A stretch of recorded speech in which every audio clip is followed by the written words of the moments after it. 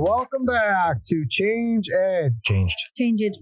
Your number one educational podcast right now when you're listening to this podcast. No, it's in the state. In Pennsylvania.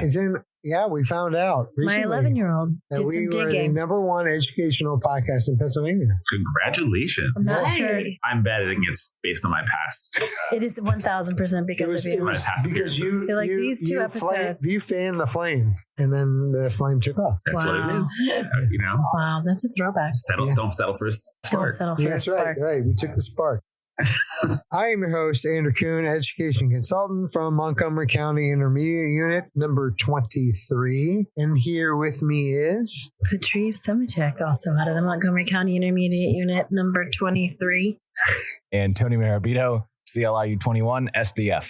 so good to be here with both of you. Why do you sound like a robot? Because it wasn't genuine. I didn't know how to force it. Wow. So good to be here with both of you, at least half of you. Are we going to talk about how you lost your boom mic? You've been demoted. Yeah. We're still at Beat and C. Yeah, there were supply chain issues, and I had to give it up. That's right, Tony. We are at P&C. We are still here for P&C 2025. We are super grateful for them for creating a podcasting recording studio for us. No cobblestone floors this year. I know. It feels weird. But just way too close to Andrew. I mean, better you than me. Yeah. I'll take the bullet. Thank you for brushing your teeth today. Yeah. We are here with two very experienced and knowledgeable guests from the intermediate unit land world. Eric Lech from CLIU 21, who is back to continue to fan the flame. Thank you, Eric. Great to be here. Ignite the spark. And we don't settle for sparks. We don't settle for sparks. None of us are right here. Light a match. I don't know. Well, feels Find good. a lighter. Just light something. Set it on fire. Yeah. Don't settle for a spark. But with your Light a parents' fire permission, instead. don't do it on your own. And we have Tracy Rains from the Appalachia IU, number 8. Yes. I feel like Welcome. she's going to Thank you. bring us back to reality here. Yeah, I'm you seem like excited an about anchor or like Thank a you. lighthouse. We are Oh, ships with holes all in the them. images. You are very wrong with that. Yeah. Oh, well, then you're in good company. Yeah. Well, thank you both for coming on the show. And I know that you both have done a lot of work around student-centered learning. And there's been a lot of conversations that we've been a part of. We've actually had other podcasts that we've talked about it, but I'd love to hear what is your perspective and your take on student-centered learning? And maybe how does that differ from what we're seeing now or what's happening now in education or even in the classroom? So, in my perspective, I see student-centered learning as that evolution and really making sure that all students are not only gaining access to what they need and what will propel them forward, but also to them taking that agency and them really taking ownership, goal setting, making that part of their learning journey. And that really requires a little bit more philosophical shift in the way that we approach education and what we're doing in education. So it's not an easy task. Often we see it in individualized classrooms, piecemeal within school districts. Yeah. But we really want to encourage that more systemic thought. How do we make that shift, that philosophical shift in the culture of a district to really encourage student-centered learning for whatever it's going to look like for all of the different students that we have in all of the different classrooms? That's how I see it. I think too, everybody says, I already do student-centered learning.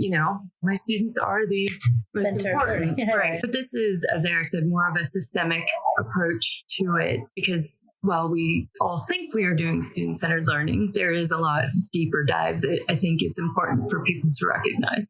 Nice. And I think the reality from what I'm hearing is that whether we think we're doing it or not, there's always room to grow. There's always more that we can learn, Yes. especially when we are being the lead learner in a classroom. What does it look like for us to be vulnerable as well? What is the blueprint for student-centered learning? So Blueprint for Student-Centered Learning is a document that provides a set of 5 components around a systemic adoption of student-centered learning in a school district. Within each of those components, there are essential actions, there are guiding questions, there are examples or benchmark statements, examples of evidence that school leaders and school teams can come together and review and determine where their biggest needs to move forward with student-centered learning or to evolve their student-centered learning programs. But it's really that sort of self-assessment tool that helps build that systemic vision toward student-centered learning. Each of those components also has a continuum of practice, so you can identify where you are within that system. And it's outlined very well within the blueprint. My follow-up question from you explaining to us what the blueprint is what steps might a school consider when they're encountering the blueprint? So the blueprint it can be overwhelming. I mean, when you first look at it, it's 42 pages. Yes. But it's broken down wonderfully into the 5 different components. So if a teacher wants to look at it, there's a specific teaching and learning category that they can just grab that. And it's color coded, very pretty looking. Yeah. And so just grabbing the teaching and learning and getting started with that. So that way, maybe they can expand later to the curriculum design, but they have one focus that they can start on. And I think another perspective is as they're starting to grapple with the components that are most relevant to them, it should hopefully encourage them and spark that idea that they need to gather a team. You know, this isn't just about what I'm going to change for my classroom. It's what are we going to change maybe within my grade level team or within my department team first. And we want to expand that out. You know, we certainly want school leaders and district leaders to think about this as, well, we can't just do it from a leadership perspective, right. And we need the other people. I mean, one of the components is about community outreach. If we're not sharing our vision for student-centered learning with our parents and our families so that they understand why we're making changes in classrooms, they're not going to be on board, and it's going to be a constant battle. So, you know, really thinking about who that team is and how we're going to move that team forward to grapple this for systemic change is going to be an important component. And those people who are, you know, I always do student-centered learning. They can look at the blueprint and find out where they are on the continuum of practice. And maybe they actually have gotten pretty far, and they can just keep working from there. So it does hit every newbies, mid, and people who have already done it a lot. So this makes me wonder when I'm thinking about, I hear student-centered learning, and in the past, I've equated differentiation with student-centered learning. So how are they similar and how are they different? That's a great question. Yeah. Because I had actually somebody ask me the other day, well, what's the difference between the blueprint and UDL? Yeah. Well, there are different strategies. Yeah. Like UDL, the station rotation, there are the different strategies that everybody can use to differentiate. And so the blueprint will just kind of help them kind of figure out where they are and assist in what strategy is going to work best with those students. However, speaking of UDL, I do highly encourage using that as much as you can. Yeah. I think something that stands out to me is a key differentiator between differentiation and our student-centered learning is really putting that ownership in the student's hands. Mm-hmm. Whereas often differentiation might be a top-down approach where a teacher is seeing, okay, students need certain things, so I'm going to do the differentiation. Yeah. Having that student be able to access the things that are most needed by them and know which those things are. Okay. They're going to now be able to take ownership of that. And again, once you move on that continuum and you're getting into that full implementation of student-centered learning, that's what you're going to see more of in the classroom. Is it happening everywhere all the time? No. But having that agency in a student's hands is going to be a key component of student-centered learning. It's a game changer for the rest of their life. Mm-hmm. You know, when you start thinking about adult learning, we do take a lot more agency into the way that we learn. So if we want our students to truly be lifelong learners, we have to be building those skills for them to do the same thing in a safe space where they can build the skills, not just expect them to happen. Yeah. Love that. What are some of the conversations that you have with naysayers who might say, oh, no, you know, that's not going to work here. That won't work in this school. Or I tried it and it completely bombed. So I kept going. I went back to what I was doing. Do you see a lot of that? And if so, what do those conversations look like? Or, sound like? I think one of the things that I have done is shown them the PAYS data from the state. It shows that only 30%, I believe, across the state of students are engaged in their learning or believe that it's important for after they're done with school. So kind of addressing from that viewpoint of, let's look at the data. This is what these students are telling you. What can we do to make it better for them? Even if it's something little, like if you go to remodel your kitchen, if your refrigerator's broken, you start there. So even just starting small with a little bit of an engagement strategy and then moving on and getting a little bigger. I think too, when you're thinking about, I'm going to come back to the systemic lens, and you have that conversation with an individual teacher, or even a principal in a building that says, we've tried to do X and it just hasn't worked out. I might bring back that question of, well, what conditions have you set up? What vision have you shared so that everybody's on the same page about what this should look like and how it can move forward? Having one person try it in isolation and trying to establish a culture in a middle school where students might move from one classroom to another could create confusion for the students, could create a system where, well, I like it better over there where that teacher does X and this teacher that's asking me to do student-centered learning, it's pushing me too hard. Yeah. Right? So I think there's a relevance and an importance to say, what are the conditions that we're establishing both in our classrooms, but within our school systems to make sure that we're all on the same page in this. We're all trying to move it forward in a similar way. We're trying to evolve what we're doing. Mm-hmm. Do we have some success stories across the state that you could share, or even districts that others could look to as a model for their practice? Absolutely. We actually have some site visits set up also, which are open to anyone. We have a book of stories, Unleashing Learner Potential, that you can find within OER Commons, the Student-Centered Learning Group in OER Commons. And it just tells a bunch, I'm not sure exactly how many we have, but probably like at least 20 different stories. And there's stories from all over the state, different grade levels, different formats, different approaches that people are taking to student-centered learning. Because again, it's not a one-size-fits-all approach. It's not this is the only way to do it approach. I mean, we talk about the things that are part of student-centered learning. Blended learning is part of student-centered learning, online and distance learning, station rotations, personalized learning, they all fit within that, what it is. Mm-hmm. So seeing different models is really valuable. And even reading those stories and deciding, well, which models are the ones that I resonate the most with, that I think can work best in our system would be important. And then engage with a site visit. Go see what that looks like. Go talk to the people that are doing it. Talk to the students, talk to the teachers, talk to the leaders and how it's going. Following up on the site visits, is there a website to go to? Is there something we can put in our bio and our link so that schools can check it out? So right now, our student-centered learning group within OER and our PAIU OER Commons Hub is housing all the information related to the statewide work. So we're posting potential site visits as well as schools that have said, hey, we're open to a site visit. So, just because a site visit's not set up yet doesn't mean there's not people that are saying, hey, come visit us. Maybe making that outreach. So those resources as well as the blueprint are all found in that student-centered learning group in our PAIU OER Commons Hub on OER Commons. Just to highlight the range, I have a site visit set up with California School District. We're going to see their elementary moonshot program, which is more of a competency based. And then I have a virtual site set up to see teachers zoom into a classroom and teach American Sign Language. So we're kind of all over and we have stories from, everything in between. That's awesome. So lots to see and lots of good stuff going on within the state already. And demonstrations of different approaches. You're going to see a more hands-on, personalized approach in one case, and another one's going to be a much more blended model approach.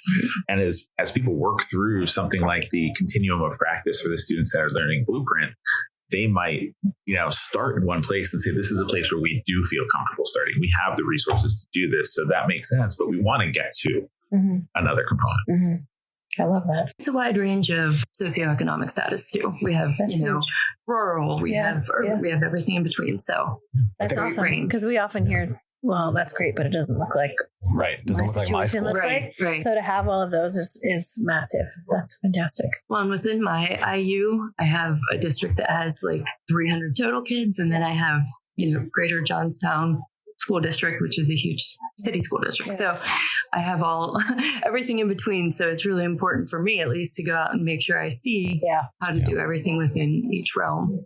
Starting small is what's strongly resonating with me right now. And I love this for student-centered learning, but I also love it as a practice in general for all of education. What I was thinking about is that I feel like in some ways we can forget the importance of starting small just as adults because we have so much life experience. When you look back at it, that's how we started with every one of those. But then even as a teenager, when it comes to driving, we had to take it all in. That was the culmination of all of these skills that we learned. But even in that moment, we had to start small and be like, can I just get into the driveway without hitting anything.